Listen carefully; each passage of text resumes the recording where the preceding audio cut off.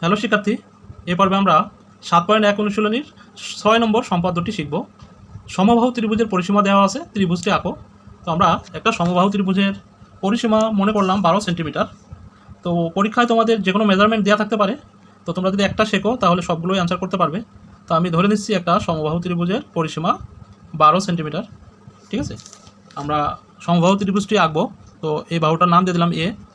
পরিসীমা মানে কি আমরা জানি, 3 বাহুর যোগফল, তাই না? তো যদি অঙ্কের হিসেবে আমরা এটা সমাধান করি তাহলে এই বাহুটার দৈর্ঘ্য কত ছিল? 12 সেন্টিমিটার। তো এটাকে যদি 3 দিয়ে ভাগ করি তাহলে কত আসবে? 3 এর 4 12, অর্থাৎ এমন একটি সমবাহু ত্রিভুজ হবে যার প্রত্যেক বাহুর দৈর্ঘ্য হবে কিন্তু 4 সেন্টিমিটার। কীভাবে বুঝলাম? কারণ আমাদের একটা ত্রিভুজের 3টি বাহু থাকে, 3 বাহুর দৈর্ঘ্যের সমষ্টি হলো পরিসীমা, অর্থাৎ এ প্লাস বি প্লাস সি। তো এখানে 3টা বাহু, প্রত্যেকটার দৈর্ঘ্য কি? 4 সেন্টিমিটার। এখন আমরা এইটা জ্যামিতিক উপায়ে কীভাবে এর পরিসীমাটা ভাগ করতে পারি সেটাই মূলত শিখব। তো আমরা যে কোনো একটা রশি নিতে পারি। তো যে কোনো রশি থেকে আমরা এ সমান করে আমরা 12 সেন্টিমিটার কেটে নেব। তো আমি এখানে 12 সেন্টিমিটার, দেখো এটা আমাদের 12 সেন্টিমিটার। ওকে, তো আমরা যে কোনো একটা রশি বড় করে নিতে পারি। তো এটার নাম আমি দিতে পারি সাপোজ বি ডি, আর এটার নাম আমি দেব সি। যে কোনো রশি বিডি থেকে এ সমান করে আমরা কি করলাম? বিসি অংশ কেটে নিলাম। ওকে, এখন এই পরিসীমা দিয়ে ত্রিভুজটি অঙ্কন করার জন্য আমরা কি করব? বিসি এর বি বিন্দুতে যে কোনো ব্যাসার্ধ নিয়ে একটি কোণ আঁকবো। ঠিক আছে, তো আমি যে কোনো ব্যাসার্ধ নিয়ে একটা কোণ এঁকে ফেললাম। আমরা একইভাবে বিসি রাশির সি বিন্দুতে এটার নিচের দিকে, ঠিক আছে, নিচের দিকে সেম ব্যাসার্ধ নিয়ে একটা কোণ আঁকার জন্য একটা বৃত্তচাপ অঙ্কন করলাম। এখন এখান থেকে আমরা যে কোনো ডিগ্রি নিতে পারি, 30 ডিগ্রি, 45 ডিগ্রি। তো এখানে আমি একবার কাটতেছি, যে কোনো মাপ নিয়ে তোমরা কাটতে পারো। এই একই ব্যাসার্ধ নিয়ে আমরা এখানেও কাটবো।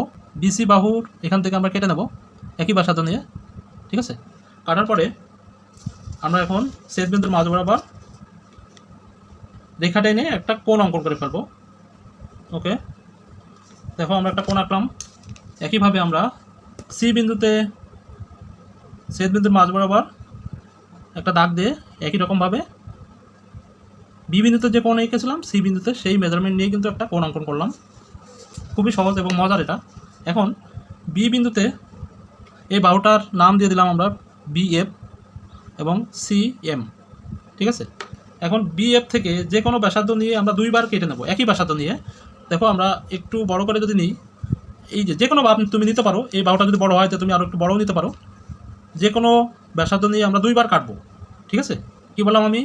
বিসি বাহুর বি বিন্দুতে যে কোনো ব্যাসার্ধ নিয়ে আমরা 2বার কেটে নেব। তো একবার কাটলাম, একই ব্যাসার্ধ নিয়ে আমরা আরেকবারও কাটবো, তাই না? 2বার কাটলাম। একইভাবে আমরা চলে আসবো এখন সি বিন্দুতে। সি বিন্দু হতে আবার ওই সেম ব্যাসার্ধ নিয়ে এই একবার কেটে নিলাম, আবার আরেকবার কেটে নেব। ঠিক আছে, তো কেটে নেওয়ার পরে আমরা যে বিন্দুগুলো পেলাম সেগুলোর আমরা নাম দিতে পারি। এটাকে সাপোজ আমি কিউ, আর এটাকে আর, আর এটাকে আমরা এম, আর এটাকে এন দিলাম। এখন বিএফ বাহুর যে কোনো ব্যাসার্ধ নিয়ে আমরা যে প্রথম অংশ কেটেছিলাম সেটা ছিল কি? বিএম। তো বিএম আর এই সি কিউ অর্থাৎ দ্বিতীয় অংশ, এখান থেকে প্রথম অংশ আর পরেরটা দ্বিতীয় অংশ আমরা যোগ করে দেব। ক্লিয়ার? এটা হচ্ছে আমাদের কিউ আর এটা হচ্ছে এম। তো এম আর কিউ যোগ করলাম। একইভাবে আমরা কি করব? বিএফ এর এন থেকে সি এম এর সি আর যে বিন্দু পেয়েছিলাম সেটা আমরা যোগ করব, এন আর আর যোগ করব। ওকে, তো দেখো এখন বিসি এর পরিমাপ ছিল কত? 12 সেন্টিমিটার, অর্থাৎ পরিসীমা ছিল আমাদের 12 সেন্টিমিটার। তো এই 12 সেন্টিমিটারকে জ্যামিতিক উপায়ে আমরা কিন্তু 3 ভাগে ভাগ করলাম। তোমরা একটু মেপে দেখতে পারো একদম অ্যাপ্রোপ্রিয়েট হয়েছে কিনা। তো দেখো বি আর যেখানে মিলিত হয়েছে বিসি এর, এটার আমরা নাম দেব সাপোজ এস, আর এটার নাম দিলাম আমি ই। তো এখন দেখো বিএস এর দূরত্ব যতটুকু, এসি দূরত্ব ততটুকু, আবার এখানে আমাদের ইসি দূরত্ব ততটুকু। অর্থাৎ এই 12 সেন্টিমিটারকে আমরা 3টি ভাগে ভাগ করলাম। প্রথম অংশ হচ্ছে বিএস, দ্বিতীয় অংশ হচ্ছে এসি এবং তৃতীয় অংশ হচ্ছে ইসি। তো দেখো পরিসীমা এখানে আমাদের 12 সেন্টিমিটার ছিল। এটাকে আমরা জ্যামিতিক উপায়ে 3টি ভাগে ভাগ করে প্রথম অংশ পেয়েছিলাম কত? 4 সেন্টিমিটার। এই বিএস এর দূরত্ব কিন্তু 4 সেন্টিমিটার, এসি এখান থেকে এটা দূরত্ব 4 সেন্টিমিটার এবং ইসি এর দূরত্ব হচ্ছে 4 সেন্টিমিটার। এখন যদি আমরা বিএস এর সমান ব্যাসার্ধ নিয়ে একটি ত্রিভুজ অঙ্কন করি তাহলে সেটাই হবে আমাদের সমবাহু ত্রিভুজ। ঠিক আছে, তো এখন আমরা বিসি এর সমান করে একটা ত্রিভুজ অঙ্কন করব। এই জন্য যে কোনো রশ্মি একটা নিয়ে নিচ্ছি। সাপোজ এই রশ্মির নাম দিলাম আমি বিডি। তো বিডি থেকে আমরা বিএস অথবা এসই অথবা ইসি এটার মেজারমেন্ট কত, 4 সেন্টিমিটার। তো এটা সমান ব্যাসার্ধ নিয়ে আমরা একটা ত্রিভুজ এঁকে ফেলবো। ঠিক আছে, সেজন্য আমরা প্রথমে বিডি থেকে বিএস এর সমান ব্যাসার্ধ নিয়ে কেটে নিলাম। একই ব্যাসার্ধ নিয়ে আমরা এদিকে একটা বৃত্তচাপ আঁকবো। আবার যে বিন্দুতে মিলিত হয়েছে সেটার নাম যদি সি দিই, তো সিকে কেন্দ্র করে একটা একই ব্যাসার্ধ নিয়ে আমরা একটা বৃত্তচাপ অঙ্কন করব।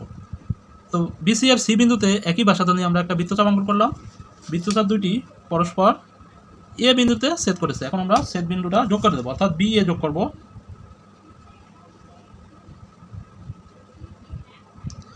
বি এ এবং এসি যোগ করে দেব, তাহলে আমাদের ত্রিভুজ এবিসি উদ্দিষ্ট ত্রিভুজ। তো সম্পাদ্যটা খুবই সহজ ছিল, আশা করি তোমরা বুঝতে পেরেছো। তো ভিডিওটি ভালো লাগলে অবশ্যই লাইক করবে, কমেন্টস করবে এবং সাবস্ক্রাইব করে দেবে। আল্লাহ হাফেজ।